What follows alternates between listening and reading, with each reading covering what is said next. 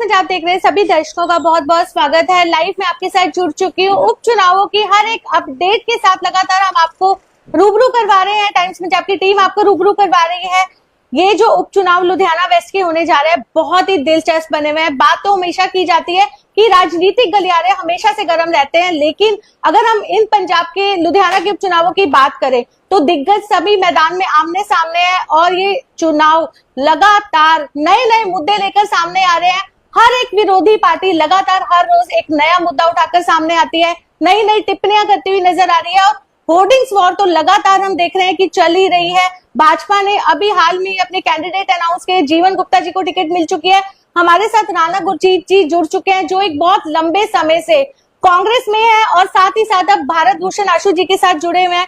Sir, सबसे पहले स्वागत करना चाहेंगे आपका टाइम्स पंजाब टीवी में। सर, इतने लंबे समय से नहीं मैं जुड़ा हुआ, मैं पैदाइशी जुड़ा हुआ जी। चलिए सर आपने बात की पैदाइशी आप जुड़े हुए हैं। सर, पंजाब की राजनीति पहले आपने कैसे देखी, क्योंकि इतना लंबा एक्सपीरियंस आप लेकर चल रहे हैं। इस बार अब जो राजनीति हम पंजाब में देख रहे हैं, सर क्या लग रहा है आपको, कितना बदलाव आपने देखा इस राजनीति में? देखिए, लोगों के मन में था कि बदलाव चाहिए जी, और नैरेटिव सेट कर दिया आम आदमी पार्टी ने। ये सोशल मीडिया और एक कमरे से चलने वाली पार्टी है और इन्होंने, आप देखो, पहले जिसको हम बोलते हैं स्याही इंक फेंकनी, चप्पल फेंकनी, याद है? कहाँ अन्ना हजारे जी की सोच लेके ये पार्टी पैदा हुई, आज अन्ना जी का पता नहीं। और पंजाब में बहुत सारे लीडर ज्वाइन करे, वो दफना दिए गए और आज करते करते अब दिल्ली वाले दिल्ली से तो हो गए खाली और उनको एक ही स्टेट दिखती है, वो पंजाब। और उसमें भी मुनाफा जहां होगा वहां अपने आदमी बैठा के तो इस स्टेट का नुकसान करना चाहते हैं। मैं एक बात जानता हूं कि जब कभी, देखिए, बहुत दुर्भाग्य है कि गोगी जी की डेथ हो गई, उस पर मैं राजनीति नहीं करूंगा, लेकिन बाय इलेक्शन आनी थी और बाय इलेक्शन जब आई तो इनको एक सिटिंग एमपी को लड़ाना पड़ा, क्योंकि वो केजरीवाल साहब के लिए ये राज्यसभा की सीट खाली करना चाहते हैं। चलो, उनका इंटरनल मैटर है, केजरीवाल साहब जी सदके किसी और को भी कह सकते हैं, किसी और को भी खाली करा सकते हैं, तो जाए राज्यसभा में, हमें कोई आपत्ति नहीं है। लेकिन लोग हिसाब मांगेंगे। एक सबसे बड़ी बात यह है कि भी एक परसेप्शन बनाते हैं, छवि के साथ बंदे की खेलते हैं, गुस्सा, अहंकार। बिल्कुल, देखो कहाँ बोर्ड लगा रखे हैं। भारत भूषण आशु नीचे के स्तर से उठे हुए लीडर हैं। लोगों की पहले तो एमसीओ की इलेक्शन लड़ाई बचपन में, फिर उन्होंने खुद एमसी की इलेक्शन लड़ी और वो जीते। अच्छा सर, एक मिनट, आपने बात की होर्डिंग्स के लेकर, जैसे आपने बात की कि छवि को खराब करने की कोशिश की जा रही है। यहाँ से पूछेंगे कि आम आदमी पार्टी की तरफ से जो होर्डिंग्स लगाए जा रहे हैं, उनका तो ये कहना है कि ना गुस्सा ना अहंकार, अब की बार आम आदमी पार्टी की सरकार। वो तो कह रहे हैं हम तो किसी पे निशाना नहीं साध रहे, तो चोर की दाढ़ी में तिनका। अच्छी बात है जी, चोर की दाढ़ी में क्यों तिनका? वो तो कह रहे हैं अपने ऊपर कांग्रेस ले रही है। मैं ना गलत लफ्ज सुनूंगा ना किसी के बारे में कहूंगा जी। परसेप्शन बनाते हैं, लेकिन ये परसेप्शन नहीं चलेगी, क्यों? वो जनता का सेवक है बतौर एमसी। उसने लुधियाने के हर हल्के की सेवा करी, उसमें क्षमता थी और एमएलए बनाया इस जनता ने, और फिर दोबारा बनाया एमएलए तो वो वजीर बने। और केवल अपने हल्के वेस्ट की बात नहीं करी उन्होंने, उन्हें सारे लुधियाने की जो शहर की कारपोरेशन की 6 सीटें हैं उन पे उन्होंने दबा के काम किया और हर बंदे की बात सुनी। बिल्कुल। अब सबसे बड़ा सवाल ये पैदा होता है कि क्या जिस एमएलए को आप चुनते हैं, एमपी का, ठीक है दिल्ली में काम चल जाता है और राज्यसभा मिल गई तो 6 साल पूरे कर लो, यहाँ तक मैं सहमत हूँ। बिल्कुल। लेकिन लोगों में रहना, जीतना एक बात है, जीत तो भगवान के हाथ में, पता नहीं क्या होना है, लेकिन जीत के एमएलए का काम बहुत मुश्किल है। ये राज्यसभा बहुत आसान है। बिल्कुल। वहाँ राज्यसभा में लुधियाने की, पंजाब की कोई डेवलपमेंट की बात, कोई पानी की बात, कोई किसानी की बात, कोई इंडस्ट्री की बात, हाँ जी, कोई एम्प्लॉयमेंट की बात, कोई बात करी हो तो बताया जाए। सो बात यह है कि भी एक मौका मिला था इस कैंडिडेट को राज्यसभा में पंजाब की आवाज उठाने का जी। अगर उठाई है तो वो बता दें। इनको 5 करोड़ रुपया साल का मिला, अगर वो 100% इन्होंने खर्च कर दिया वो बता दें। ठीक है, बाय इलेक्शन आई, कुछ फीते काटे हैं, हम धर्मशाला बना रहे हैं, हम ये काम करें। मैं तो बोर्ड देखा वहां पर, आपने भी देखा होगा, आप देख रहे अगर नहीं देखा तो, ट्रांसफार्मर है, उसके पीछे कैंडिडेट खड़ा है आम आदमी पार्टी का, और प्रचार क्या हो रहा है, 24 निर्विघ्न इलेक्ट्रिसिटी 24 घंटे मिल रही है। कहाँ मिल रही है? लोगों से पूछो, लुधियाना वेस्ट में कल 3 घंटे बिजली गई नहीं, लोग हाहाकार मचा देते हैं जब बिजली। और लुधियाने के देखो इंडस्ट्रियलिस्ट हैं, बड़े आदमी हैं, तो मानता हूँ यार, मेरे घर में भी जनरेटर है, मेरा तो चल जाएगा, लेकिन आम जनता की बात करो जी, कौन सोचेगा उनके लिए? और क्या लुधियाना वेस्ट ही पंजाब का हिस्सा है? बाकी के 5 इलाके के क्या पंजाब का हिस्सा नहीं? अगर उनमें डेवलपमेंट शुरू करी है, सही पिक्चर, तो आप पंजाब के किसी क्षेत्र में चले जाइए, अगर डेवलपमेंट हो रही है तो वोट डालनी चाहिए, बिल्कुल डालनी चाहिए आम आदमी को, पार्टी को। लोग 1000 रुपया ढूंढ रहे हैं, लोग ड्रग की बात करते हैं हर बार ड्रग की डेट 2022 में केजरीवाल साहब और माननीय मुख्यमंत्री जी ने दोनों ने मिलकर एक प्रेस कॉन्फ्रेंस में कहा कि 1 साल में हम जी नशा मुक्त कर देंगे पंजाब को। ठीक है, प्रयास करा होगा, बात रिजल्ट की है। फिर 15 अगस्त को माननीय मुख्यमंत्री जी ने 2023 में पटियाला से अनाउंस करा कि drug free with in 6 months, भाई 31 दिसंबर नशा मुक्त हो जाएगा पंजाब। भाई नशा मुक्त ऐसे कैसे हो जाएगा? इधर तो पुलिस पकड़ती है नशे वाले को, तो अगले दिन क्या हो, 2 घंटे बाद वो अपना लेना देना करके फिर आ जाता है। तो सबसे पहले कंट्रोल, चाहे एडमिनिस्ट्रेटिव कंट्रोल होना बहुत जरूरी है। गुस्सा कहते हैं ना, एडमिनिस्ट्रेटिव कंट्रोल दबंगता से आता है, बिल्कुल, और खाली दबंगता से नहीं, आपकी एडमिनिस्ट्रेटिव स्किल्स होनी चाहिए, और वो सिर्फ कांग्रेस में अगर आप देखें। बिल्कुल सर, आपने नशे की बात की, जैसे लगातार केजरीवाल जी की तरफ से भी बड़े बड़े अनाउंसमेंट्स किए गए थे कि नशा मुक्त पंजाब बनाना है, और अभी उपचुनावों से पहले ही कहीं ना कहीं उनकी तरफ से फिर कहा गया था कि 31 मई एक लास्ट डेट आप सब सेव कर लीजिए कि ये नशे का लास्ट दिन होगा जब नशा पूरे तरीके से खत्म होगा, और अगर कहीं नशा देखा गया तो उस एरिया के थानेदार और डीएसपी को निलंबित कर दिया जाएगा। तो क्या 31 मई के बाद क्या तस्वीर देख रहे हैं? मैं एक तो यहाँ पर टीवी पे बोल रहा हूँ जी, एक मैं जाके हरमंदर साहब में कोई बात करूं, दोनों में बहुत अंतर है। बिल्कुल, वैसे तो अंतर होना नहीं चाहिए, लेकिन माननीय मुख्यमंत्री जी, उनके उस वेले के, उस समय के आला अफसर, उन्होंने 3500 बच्चा या कुछ बच्चे इकट्ठे करे हरमंदर साहब के अंदर। वो काहे के लिए करे? खाली एक न्यूज बनाने के लिए? हर काम करते हैं न्यूज बनाने के लिए। और अपडेट 31 मई भी आई थी, उसका कुछ नहीं हुआ। और फिर समय समय के 4 साल में 5 नाम इस नशे मुक्ति के दे चुके हैं, हो सकता है 6 दे चुके हो, मेरे दिमाग में नहीं आ रहा। बिल्कुल, लेकिन इन बातों से क्या नशा मुक्त हो जाएगा? ये कहा तो ये भी कहा गया था कि विलेज लेवल पे कमेटी बनाएंगे। क्या विलेज लेवल पे कमेटी बनी? तो उनका बताइए आप, किस हल्के में बनी, और अगर बनी तो उन्होंने क्या काम करा, मॉनिटर किसने करना था? बिल्कुल, क्या वो जिला या गांव कमेटी तो नहीं बनी, लेकिन गांव का बंदा बता सकता है आपको कि इस गांव में 2 बंदे नशा बेचते हैं, 4 बेचते हैं। जब पुलिस को बताया जाता है, और आज सिर्फ पैसा पैसा और पैसा, और करप्शन बहुत बढ़ गई है। बिल्कुल सही है। और सुनवाई जनता की नहीं है। अब तहसील में चले जाओ, किसी डिपार्टमेंट में चल जाओ, ये इंडस्ट्री वालों को पूछो कितना बुरा हाल है। और मैं ये महसूस करता हूँ कि इनको राजभाग करना नहीं आता, और बदकिस्मती पंजाब की ये है कि आज दिल्ली में आम आदमी पार्टी का राज नहीं है, बिल्कुल खाली है जी। और सामने अपने घोड़े पंजाब की तरफ घुमा लिए। पहले क्या नाम था मुंडे चड्डा एमपी साहब, 1.5 साल उन्होंने बहुत रौंदा पंजाब, फिर वो गायब भी हो गया, आजकल दिखते नहीं। जी ठीक है ना। बिल्कुल। फिर अब नए नए आए हैं, ये अब हमारा क्या हाल करेंगे, पंजाब को पता लगेगा। देखिए, अगर आज पंजाब बचाना चाहते हैं, वैसे तो नुकसान पंजाब का बहुत हो चुका, ये बदलाव जो हम लाए थे, इसने बदले में बदला और नाजायज पर्चे करे, चलो वो भी कोई बात नहीं, लेकिन पंजाब का जो नुकसान करा वो कभी भरपाई नहीं हो सकती उसकी। अच्छा, एक चीज फाइनेंशियली हम कहाँ खड़े हैं? जी बिल्कुल। एम्प्लॉयमेंट कितने बंदों को मिली है? बिल्कुल। और रिहेबिलिटेट ड्रग्स की बात करते हो कि रिहेबिलिटेशन सेंटर खोलेंगे, कितने सेंटर खोले, कितने लोग रिहेबिलिटेट करे, फिर उनको एम्प्लॉयमेंट की बात भी करी थी।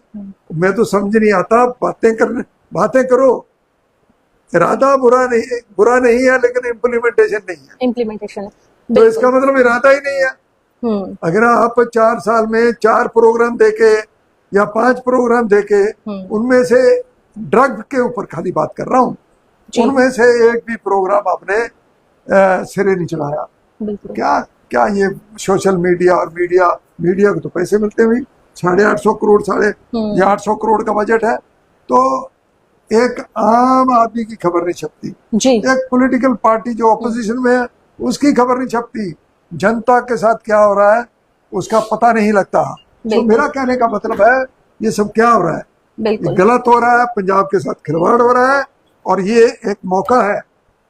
लुधियाना वेस्ट वाले अगर ये जीत के चले गए तो ये देखिए, पंजाब के पोल्यूशन कंट्रोल के बोर्ड के चेयरमैन बाहर से आए हैं और इंडस्ट्री के डिपार्टमेंट के बाहर से आए हैं। लैंड पूलिंग की बात चल रही है 25,000 एकड़ की लुधियाने में। ये क्या हो रहा है हमें समझ नहीं आ रहा।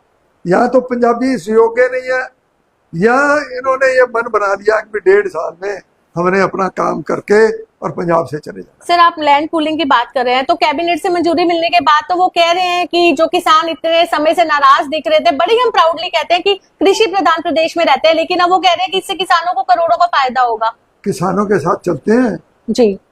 अभी मैं इस लुधियाना कॉन्स्टिट्यूएंसी वेस्ट वाली से थोड़ा सा बाहर गया था, चिल्ला रहे हैं, कहते यार इनको बिल्कुल आप लोग पूरा जोर लगा दो, ये जीतने नहीं चाहिए। मैंने कहा भी ये तो लोगों का मन है, इन्हीं लोगों ने अशु जी को विधानसभा में भेजा, दोबारा भेजा, और इनमें जनता में ताकत होती है। भाषण देंगे, सब लोग देंगे, गुमराह होने की जरूरत नहीं, क्योंकि 1000 रुपया अभी लोग इंतजार कर रहे हैं, वो मिला नहीं। कोई वादा, इनका पेंशन बढ़ाने की बात हुई थी, वो नहीं हुई। मतलब हालांकि जलंधर वेस्ट में बहुत थोड़े से लोग हैं जो पेंशन या 1000 रुपए की उम्मीद करते होंगे, 75% तो समर्थ लोग हैं। बिल्कुल। लेकिन उन समर्थ लोगों में से क्या कोई भी ऐसा नहीं कि जो पोल्यूशन कंट्रोल बोर्ड का चेयरमैन बन सके? और हमारी यूनिवर्सिटी है यहाँ, इसके रिटायर्ड ना जाने कितने डीन, वाइस चांसलर तो खैर नहीं लगेंगे वहां, तो प्रोफेसर, लेक्चरर्स अनेक हैं, बहुत है, थापर के हैं, पैक के हैं, लेकिन पंजाब को इग्नोर करा गया। कब तक करेंगे? अगर पंजाब अपनी बात रखना चाहता है और इंडस्ट्री, और देखिए सबसे बड़ी बात जो पंजाब के साथ हुआ, यहाँ पर कॉलोनाइजर भी है, बिल्कुल, इंडस्ट्रियलिस्ट भी है, व्यापार करने ट्रेडर्स भी है। कौन सा ऐसा ट्रेडर या इंडस्ट्रियलिस्ट है जिसको चिट्ठी ना हो, चिट्ठी का मतलब टेलीफोन, जी, टेलीफोन ना आया हो फिरौती का, चुप कैसे दे, बताया भी नहीं। और मैं समझता हूँ कि पुलिस को इन सब बातों का पता होता है। बिल्कुल। सवाल तो इस बात का है कि दबोचना चाहिए, जी, लोगों को इंसाफ देना चाहिए, वो मिला नहीं। आज लोग निराश है, वो वोट भारत भूषण आशु के काम को दें। सर, लाल लकीर वाला अगर हम अब मुद्दा उठाएं तो उसके ऊपर भी बात की जा रही है कि इतने लंबे समय से लोग परेशान थे अपने मालिकाना हक के लिए, लेकिन संजीव अरोड़ा जी के आने के बाद कहीं ना कहीं लोगों को अपने मालिकाना अधिकार मिले हैं। चाहे हम बाड़े वाले एरिया देख ले, सुनेत का देख ले, हैबोवाल का देख ले, तो इतने लंबे समय के इंतजार के बाद कांग्रेस ने कुछ नहीं किया, लेकिन सारा क्रेडिट उन्हें मिला। तो इसका मतलब है सरकार बड़ी नहीं है, जी, एक व्यक्ति विशेष बड़ा है। अभी तो राज्यसभा में है, वो बात पंजाब की कर रहे हैं और पंजाब से चुनाव लड़ना चाहते हैं, तो व्यक्ति विशेष मुख्यमंत्री से बड़ा है, जी, मंत्री रेवेन्यू से वो बड़ा है। इसका आप अंदाजा खुद लगा लो। बिल्कुल। सर मुद्दे और भी हैं, पानी का जल स्तर नीचे जा रहा है, बूढ़े दरिया को लेकर तो लगातार हम देख रहे हैं कि डाइंग इंडस्ट्री आमने सामने हो जाती है, प्रोटेस्ट होते हैं, तो कहीं ना कहीं क्यों ऐसा लग रहा है कि पंजाब की ऐसी तस्वीर क्या देखी थी, बड़े सिर आंखों पर बिठाकर आम आदमी पार्टी को जनता लेकर आई थी, तो कहीं ना कहीं अब जो है वो लोगों का विश्वास बिल्कुल डगमगाता हुआ दिखाई दे रहा है इनको लेकर। विश्वास तो है ही नहीं, डगमगाना तो होता है ना जी कि शायद लोग एतवार कर रहे हैं। बिल्कुल। मेरे ख्याल से वक्त आ चुका है कि मुंह तोड़ जवाब आम आदमी पार्टी को देना चाहिए, हम लोगों को, पंजाब की जनता को। और ये एक मौका है, लुधियाना वेस्ट का इलेक्शन आशु जी को जिताएं, मैं तो यही सबसे अपील करूंगा। और वरना ये 95 के 96 मतलब इनके गिनती बहुत बड़ी है और दिमाग और खराब हो जाएगा, इतने को। बिल्कुल sir, being as a politician एक बड़ा सेंसिटिव सा सवाल हमारा यही रहेगा आपसे कि क्या एक राजनेता, क्या एक पॉलिटिशियन को हम्बल और पोलाइट होना जरूरी है? क्योंकि अब जब भाजपा ने अपना कैंडिडेट उतारा तो लगातार उनकी तरफ से भी टिप्पणियां की जा रही हैं कि एक अहंकारी और गुस्सैल राजनेता की क्या जगह होनी चाहिए लोगों के बीच में। मैं अपना बात बता सकता हूँ। मैं तो जब भी डालता हूँ प्यार से जनता के साथ बोलता हूँ और जनता के हित में राजनेता को फॉर्मली बोलना पड़ेगा, उसका काम कराने के। वो अपने काम कराने के लिए बोलता, लोगों के काम होते हैं, उन कामों को कराने के लिए आपको फॉर्मली बोलना पड़ेगा, तब काम होंगे। और जब आशु ने आवाज उठाई, भारतभूषण आशु ने अगर आवाज ना उठाता तो क्या वो मुख्यमंत्री, बिल्कुल हमारे पुराने, क्या वो कैबिनेट, क्या वो सरकार लुधियाने को इतना कुछ देते? ये तो भाई लड़ा के लाते हैं, अगर हम नहीं लड़ते तो हमें भी कोई नहीं देता। जी सर। तो हम लोग लड़ते हैं अपने इलाके के लिए, लोगों के और वो उस पिक्चर को कैच करके आप प्रोजेक्ट कर दो कि बंदा अहंकारी है। बिल्कुल। तो इससे मेरे को भी लोग कहते होंगे अहंकारी है, मेरे इलाके में जाके पूछो, ऐसी टिप्पणियां होती रहती हैं, कोई बात नहीं, लेकिन बंदे का नियत में फर्क नहीं होनी चाहिए। बिल्कुल। नीति मजबूत होनी चाहिए। बिल्कुल। राजनेता हुआ और जब नीति बना ली तो उसको फिर इम्प्लीमेंट कराए दबंगता से। जी सर, लास्ट सवाल हमारा यही रहेगा क्योंकि स्केड्यूल बहुत बिजी चल रहा है। लास्ट सवाल अब हमारा ऑपरेशन सिंदूर के ऊपर। केंद्र सरकार ने जो किया, जो पहलगाम में नरसंहार हुआ, उसको लेकर ऑपरेशन सिंदूर के ऊपर काम किया गया, लेकिन अब हमारे पंजाब के सीएम की तरफ से एक टिप्पणी की जा रही है वन नेशन वन हस्बैंड की, वो आपने भी सुना होगा। तो इस टाइम जो है वो सारी विरोधी पार्टियां बहुत भड़क रही हैं आम आदमी पार्टी पर, हमारे पंजाब के सीएम पर, कि उन्हें केंद्र सरकार से माफी मांगनी चाहिए या इस्तीफा दे देना चाहिए अपने पद से। इसका फैसला तो मुख्यमंत्री जी खुद करेंगे जी, लेकिन जहां तक अगर मेरे से आप पूछ रहे हो, ऑपरेशन सिंदूर जो करा बहुत अच्छा, हमारी जो सेनाएं हैं उनका हमको जितनी शलाघा करें, जितनी तारीफ करें वो कम है, और हमको उन पे गर्व है। और जहां तक पंजाब की बात करो, देखिए लड़ाई चाहे छुटपुट हुई, हमने ऑपरेशन करा जी, उन्होंने मिसाइल फेंकी, मिसाइल किसके सीने पे गिरी? हमारे सीने पे, पंजाब के सीने पे। लेकिन क्या कभी पंजाब को आपने उनके हक दिए? ये समय है, चाहे भाजपा है, चाहे अपने आम आदमी पार्टी है, पंजाब में इनकी सरकार है, सेंटर में उनकी सरकार है। मैं तो इन दोनों से अनुरोध करूंगा कि भाई हमारे लोग डरते नहीं है, हम देशभक्त लोग हैं, लड़ेंगे आखिरी दम तक। तो पहली बार नहीं, हिंदुस्तान को तो पता ही नहीं लगा लड़ाई कब शुरू हुई और कब खत्म हो गई। 300 किलोमीटर के तो आगे कुछ गया ही नहीं। अब के तो 50 किलोमीटर किसे आगे नहीं गया। यहाँ पुंछ में गिरे, कश्मीर में रॉकेट या जो मिसाइल यहाँ हमारे पंजाब में गिरी। लेकिन अगर आप पंजाब को देखिए, पंजाब इज ब्लीडिंग। बिल्कुल सर। पंजाब की आप इंडस्ट्री का हाल देखिए, सारी इंडस्ट्री प्लान कर रही है, बिकॉज ये हम लोग बहुत दूर हैं समुद्र से, फ्रेट मार जाता है पहले रॉ मटेरियल को अंदर लाने के लिए, फिर उसको एक्सपोर्ट करने के लिए। तो हमको जैसे नॉर्थ ईस्टर्न रीजन में डोनर स्टेट्स हैं, 10% ऑफ द बजट एलोकेशन उन स्टेट्स में खर्च होता है। हमारा किलोमीटर नापो 500, 550, 550 के करीब किलोमीटर का बॉर्डर है हमारा पाकिस्तान से। चीन के साथ अभी तक वो उधर कोई ऐसी बात नहीं, बांग्लादेश के साथ कोई बात नहीं, brother they deserve it and they are enjoying the donor status. Punjab में क्या कमी है हमारे इंडस्ट्रियल? देखिए, जब 2021 में 15 किलोमीटर से बढ़ा के सेंट्रल फोर्सेस के नीचे 50 किलोमीटर करा तो मैं केवल एक बंदा था जिसने कहा कि ये 49 नहीं करेंगे, आप इसको कम करने के लिए एजिटेट करो, गलत है। क्यों? काम वो करो जो होना है, 49 होना नहीं।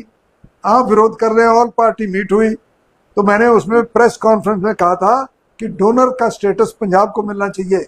हर डिपार्टमेंट का 10% of the budget allocation as per the kilometre population area हमारा उसके साथ मैच कर लें। हमें अकेले को क्यों? जम्मू कश्मीर को दो, पंजाब को दो, राजस्थान को दो, गुजरात को दो, as per the population of that 50 kilometre और द स्टेट बॉर्डर के चले। तो पंजाब में इंडस्ट्री भी लगेगी। अगर इंडस्ट्री लगेगी तो एम्प्लॉयमेंट जनरेट होगी। अगर एम्प्लॉयमेंट जनरेट होगी तो ड्रग्स की तरफ हम बच्चों को एम्प्लॉयमेंट देंगे तो ड्रग्स में नहीं जाएंगे, और टैक्स कलेक्शन से हमारा स्टेट तरक्की करेगा। ये सब बातें करने की जरूरत है। हमारा पानी नीचे जा रहा है उसकी बात करो। हमारा नहरी पानी, अब समय समय की सरकारों में आम आदमी पार्टी या किसी व्यक्ति विशेष को मैं आरोप नहीं लगा रहा, समय समय की सरकारों ने हमारे साथ हमको दबाया है। पानी पंजाब का छीना है जी। और वैसे भी 25% 62 से लेके आज तक 25% पानी वैसे ही कम हो गए नहरों और दरियाओं में। बिल्कुल। नीचे का जो पानी 30-40 फुट पे था, 350 फुट एवरेज है पंजाब का। पंजाब करे तो करे क्या? लेकिन सर, आम जनता कह रही है कि क्या ये राजनीति है? पारदर्शिता, ट्रांसपेरेंसी कहाँ नजर आ रही है? बस लगातार एक दूसरे के ऊपर ब्लेम, लगातार रोज नए मुद्दे। ये जो बातें करी है मैंने जी, क्या ये ब्लेम कर रहा है किसी को? हक मांग रहा हूँ पंजाब का जी। बिल्कुल। और मिलना चाहिए पंजाब को हक। और हमारी लीडरशिप अक्रॉस पार्टी लाइन इस एजेंडे को लेके चले तो पंजाब की तरक्की होगी। बिल्कुल। सर, जाते जाते हम चाहते हैं आशु जी को किस तरीके से आप देख रहे हैं, क्योंकि लगातार जो टिप्पणियां उनके ऊपर की जा रही हैं, वही सवाल हमारा जाते जाते रहेगा कि अहंकारी और गुस्सैल की जो टिप्पणी, एक छवि खराब उनकी करने की कोशिश की जा रही है। लेकिन आम जनता बहुत समझदार है, उनको पता है कि किस आधार पर उन्होंने अब वोट डालने हैं इन उपचुनावों में, क्योंकि चुनाव बहुत ज्यादा दिलचस्प है और आप कहीं ना कहीं हर तरीके से हर रोज उनको सपोर्ट करते हुए नजर आ रहे हैं। देखिए, सबसे जरूरी जहां पार्टी है, कांग्रेस पार्टी ने टिकट दी है जी, वहां उस कैंडिडेट की छवि भी है। बिल्कुल। उसका पीछे जो काम करें, और ये भी देखना होगा किसने आज तक करे क्या है। अब सुर्खियों में सरकार है, बोर्ड लग रहा है, उद्घाटन हो रहा है, इसको काम नहीं मालूम हो रहा जी। लगातार 3-3.5 साल ये चुप रहे, और गोगी जी के मौत के बाद में इनको याद आया कि लुधियाना भी है और इलेक्शन भी लड़नी है। बिल्कुल। तो 2, 4, 6, 10, 20 फीतियां काट दी। आशु जी ने जुड़ के जमीन से लेके सीवरेज की सफाई, सीवरेज बंद होता है जी तो एमसी ही जिम्मेवार होता है उसका। बिल्कुल। अगर एमएलए काबिल हो तो उसके प्रबंध करता है जी। सड़कों का बनाना, लाइटिंग, सप्लाई ऑफ वाटर, ये सब उनके काम होते हैं।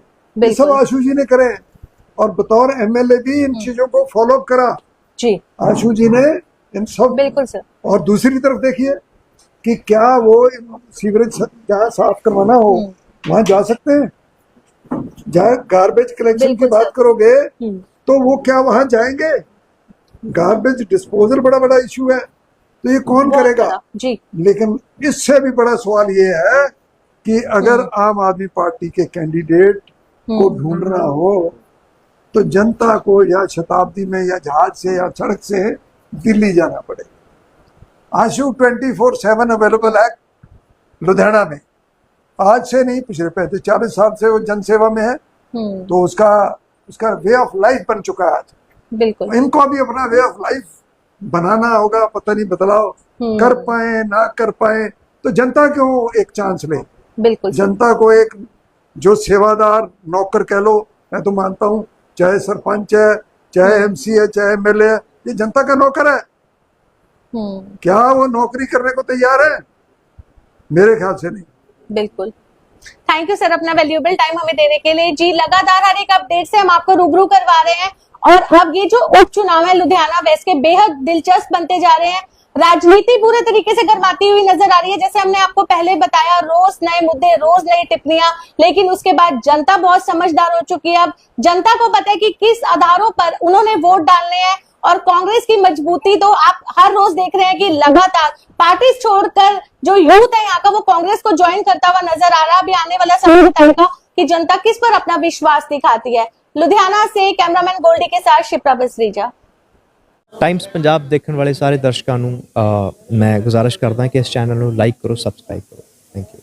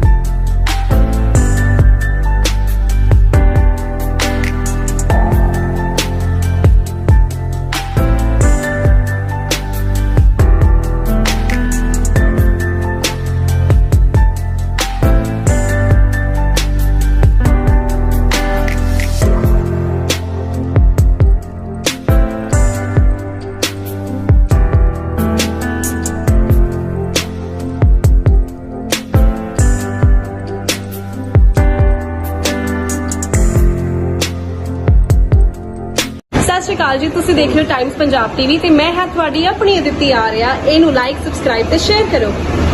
ਸਤਿ ਸ਼੍ਰੀ ਅਕਾਲ ਜੀ, ਮੈਂ ਦਿਲਰਾਜ ਗਰੇਵਾਲ।